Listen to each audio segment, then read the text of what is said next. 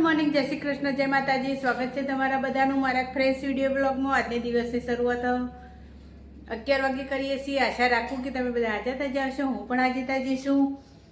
ચલો હવે આગળ શું શું થાય છે તે જોતા રહેજો। લાઈક કરજો, શેર કરજો અને સબસ્ક્રાઈબ કરવાનું ભૂલતા નહીં ને પહેરી પહેરી કોમેન્ટ કરજો। ચલો તો બપોરના છેલ્લા 2 વાગે દક્ષુ આવે ખાવા, 1:30 અને ખાઈ અને એરો હવે જશે કોમ કરવાના। મારા ભાઈ આજ તો વહેલા આવીને ઊંઘી જાય, 12:30 વાગ્યાનો આવીને ઊંઘી જશે। હવે હું નવરી થઈ ને એટલે હવે એ ઉઠવાની તૈયારી કરશે। ભાઈ મને ઊંઘવા નહીં દે, અને આજ તો એ બીમાર પડે છે એને દવાખાને લઈ જવાનો છે। તે એકતા કે હું હવડા આવું ને એટલે બપોરે દવાખાને લઈ જઈએ, તે લઈ જવાનો છે ભાઈને દવાખાને, એને તાવ આવી જશે એટલે જો ટવકો કરીશી। શું થાય બેટા? શું થાય એમાં? છોડી ઓઢીને ઊંઘી ગયો। શું થાય તને? હુઈ જાઓ બેટા, હુઈ જાઓ, ઊંઘી જાય। ઓઢીને ઊંઘાડ્યા હતા તે ઊંઘીને ઊંઘી જાય। પેલું તોડી હતું ને દરવાજા આગળ, એ હમું કરવા આવ્યા છીએ અત્યારે બધા ભાઈઓ, તે હમું કરીશી બપોરે, ખરા બપોરે બોલો આવ્યા છીએ।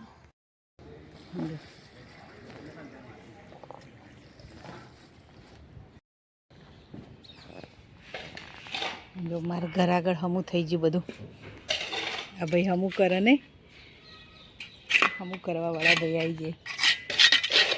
આ બાજુવાળાને તો હમું કરી, અને અમારે તો અહીંયા હમું કરી। હું દેવાંશ બે તડકો બેઠા નહીં દેવાંશ? દેવાંશ ભાઈ હવે ઉઠી જાય તે હવે તડકો બેઠા તે પેલું બધું હમું કરીને તે જોવે છે દેવાંશ। શું કરે દેવાંશ? હવે ઉઠ્યા છીએ, હવે મસ્ત ચાલુ। રાત પડો મોડી નહીં? છૂટી કરી કર દે, ડાયપર પહેરેલું જ છે। કેવો ભાઈ તાવ આવ્યો એટલે બિચારા મૂડ નહીં, મોઢું કેવું થઈ ગયું તાવ આવ્યો તે જોજે। છોકરાને તાવ આવી ગયો ને, બહાર હમું કરીને તે અમે જોઈ રહીએ, તાવ આવી ગયો ને બેટા? વાત તો સાંજ પડી જાય, કપડાં બપડા બધું લેવાઈ જશે એટલે આટલા હુકવાના બાકી છે તે આટલા હુકવાય છે, અને મેં માથ બાથ વળાવીને તૈયાર થઈ જઈશું। અને હવે મુખવાસ પેલો સવારે પલાળીને મૂક્યો છે તે હવે મુખવાસ શેકવાનું છે, તે શેકી દઈએ। બગીચામાં રાત તો કોઈ દેખાતું નહીં, અને મારા ઘર આગળ કેવું કરી બતાવું, બપોરે તો કરતા હતા પણ અત્યારે કેવું કરી દીધું, મસ્ત કમ્પ્લીટ કરી દીધું। પેલી બિલાડી જો એ જેવા આવી, એક કાળી ને એક દોડી ને, રોજે રોજ નવી નવી બિલાડીઓ આવી મારા ઘરમાં ગરીકણ। આ 2-3 બિલાડા પેલો બચ્ચો હતો ને જણા જણા, એ હવે મોટા થઈ જાય છે તેવા આવી છે બધાએ।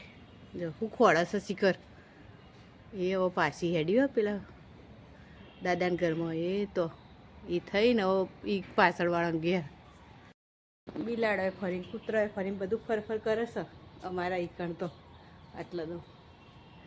અને હવે મુખવાસ શેકવાનું છે, અને બહારનો નજારો તમને બતાવું। વોચ પડી જશે, આજ તો વાતાવરણ જબરું હતું, બપોર સવારે થોડા થોડા વાદળા હતા, સારું છે। બહાર તો માટીનો મોટો દેખ ઢગલો કરે છે। લાકડો હતો ને એ બધો લાકડો લેવાઈ ગયો મારા, હવે બધો લાકડો નહોતો બધો પેલો આસોપાલવના કાપેલો, એ બધો લેવાઈ ગયો। અને બિલાડી આવી, કોક આવી ખરા આવીએ, ખબર નહીં શું આવી। જો આ અને ફૂલ જેવું આવી છે એલોવેરા, પછી આર્યા ને આમાંથી પાછો બીયો આવી, આ શેગો જેવું રહ્યું ને એમાંથી બીયો આવી છે, આમ દેખાય ફૂલ જેવું આ એલોવેરામાંથી। અને લાકડામાં બધું લેવા ગયું એટલે ચોક ખાલી થઈ જશે મારો, બધું આખો ચોક ખાલી ખાલી થઈ જશે જો બધું। અને જો બહાર તો તમને બતાવું, ઢગલો કરે છે માટીનો।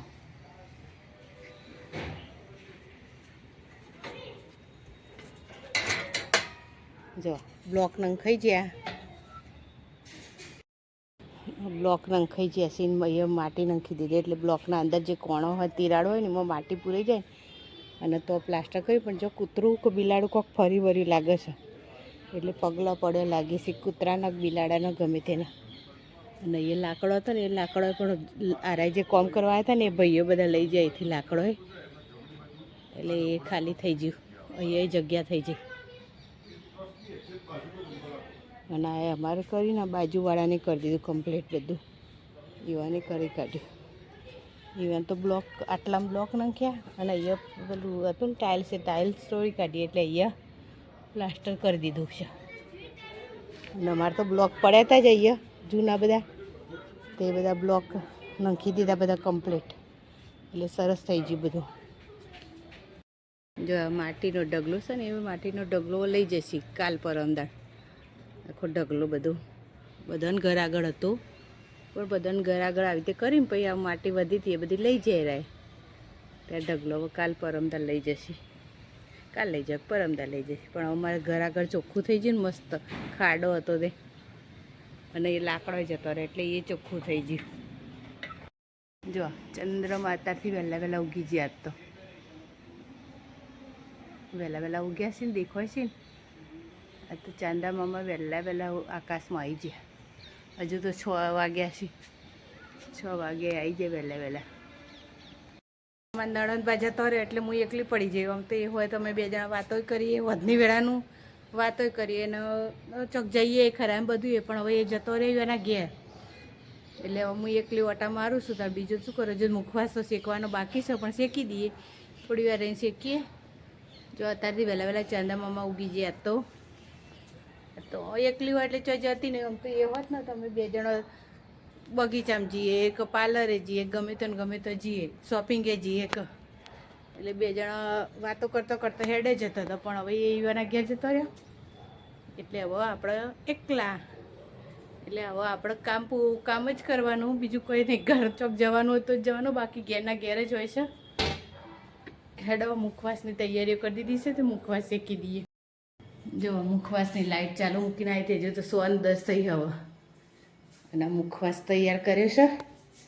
ઢોકીને મૂક્યો છે મેં.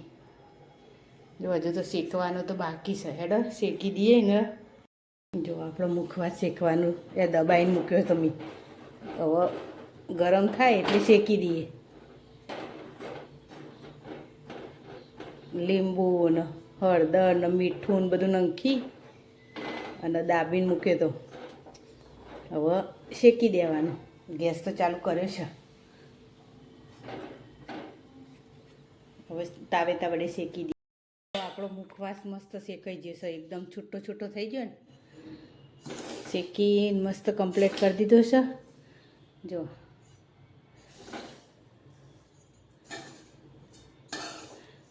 શેકાઈ ગયો છે અને મુખવાસ શેકતા શેકતા તો હમણાં તો અજવાળું હતું બહારને. જો બહાર અંધારું થઈ ગયું. એ તો મોબાઈલમાં અજવાળું દેખાય પણ બહાર અંધારું થઈ ગયું છે. જો મુખવાસ શેકતા શેકતા તો પેલું ઓય શેકતા શેકતા તો એ અંધારું થઈ ગયું. 10 મિનિટ 10-15 મિનિટમાં તો અંધારું થઈ ગયું. એટલામાં તો લ્યો હવે ચંદ્ર જેવું દેખાય છે. અંધારું થઈ ગયું એટલે સીધો દેખાય છે ને. અંધારું થઈ ગયું ને એટલે દેખાવા માંડ્યો. હવડા આછો દેખાતો હતો અંધાર થઈ ગયું એટલે દેખાવા માંડ્યું સરસ. જો અંધારું થઈ ગયું.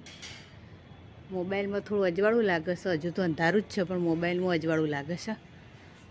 અને આપણો ચંદ્ર અને પેલી બાજુ જો સૂરજ હજુ હાથમાં છે ને એટલે અજવાળું છે એટલે એ રહ્યું ને એના પાછળ સૂરજ છે એટલે અજવાળું આવે છે. અને આ બાજુ ચંદ્ર ઉગી ગયો છે ને આ બાજુ સૂરજ છે.